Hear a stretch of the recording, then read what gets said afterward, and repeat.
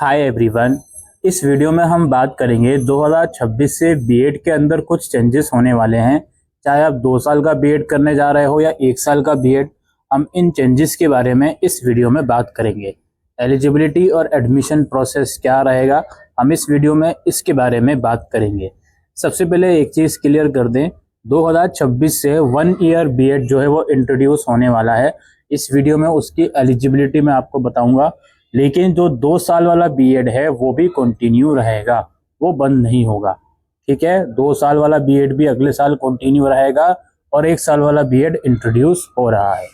सबसे पहले हम बात करेंगे जो ये 2 साल वाला बीएड है, इसके अंदर आखिर चेंजेस क्या आ रहे हैं।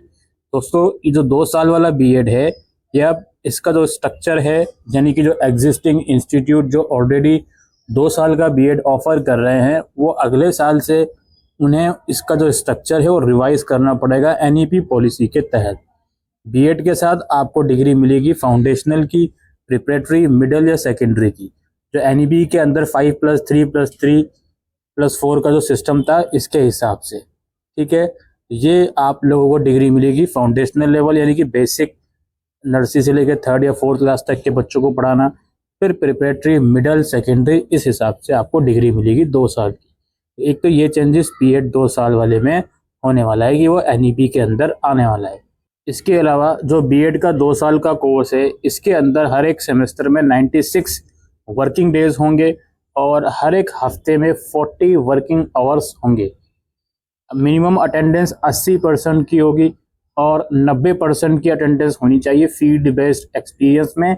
जो स्कूल इंटर्नशिप होता है उसमें 90% की अटेंडेंस होनी चाहिए। एलिजिबिलिटी जो है बीएड 2 साल वाले की, वो है आपके पास 50% मार्क्स होने चाहिए 3 साल वाली या 4 साल वाली बैचलर डिग्री में।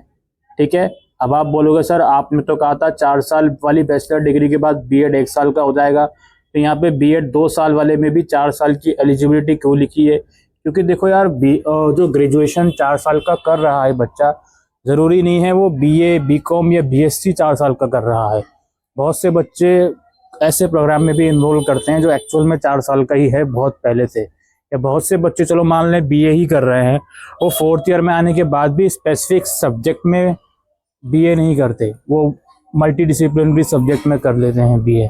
तो इस वजह से यहाँ पे 4 ईयर वाला भी ऑप्शन है। तो आपको 4th ईयर भी अगर लेना है, ताकि आप ये चाह रहे हो कि बीएड 1 साल का हो इन फ्यूचर, तो 4th ईयर में भी अपने सब्जेक्ट सोच समझ के चूज़ करें।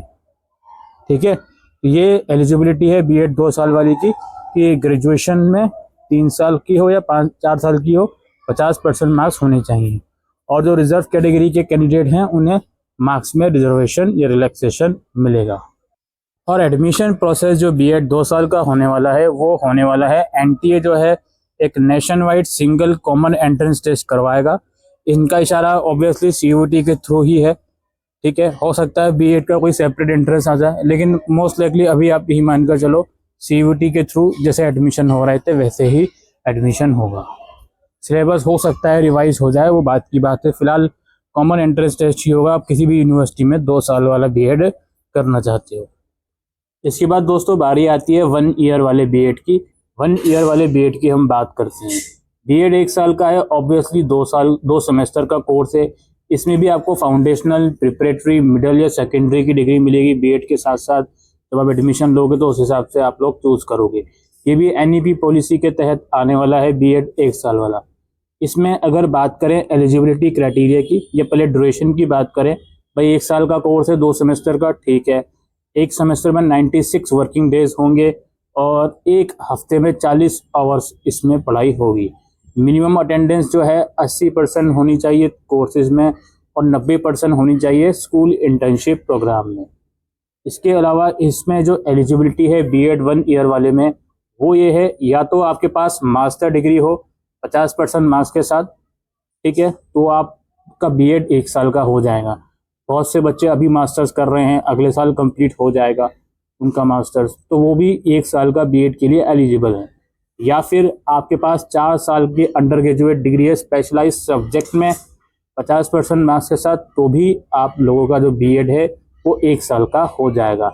मैंने 2 साल वाले बीएड या 1 साल वाले बीएड की जो भी क्वालिफिकेशन बताई हैं, वो 2026 में भी अगर आपकी कंप्लीट हो रही होंगी तो भी आप इसमें अप्लाई कर पाओगे, यानी कि as a final year candidate भी आप अप्लाई कर पाओगे। अब ये बीएड 1 साल वाले में जो दूसरा क्राइटेरिया है, इसमें ये बोल रहे हैं undergraduate degree in specialised subject. Specialised subject का मतलब क्या होता है भाई, किसी एक सब्जेक्ट में कम से कम आपकी स्पेशलाइजेशन होनी चाहिए। हमें तो यही समझ में आता है। इसे और ज़्यादा विस्तार से एक्सप्लेन करना चाहिए था एनसीटीई को, वो उन्होंने करा नहीं है। फिलहाल हम यही एज्यूम कर सकते हैं स्पेशलाइज्ड सब्जेक्ट का मतलब है कि जो भी बच्चा 4 ईयर कर रहा है, कोशिश ये करे किसी एक सब्जेक्ट पे उनका फोकस होना चाहिए 4 ईयर में।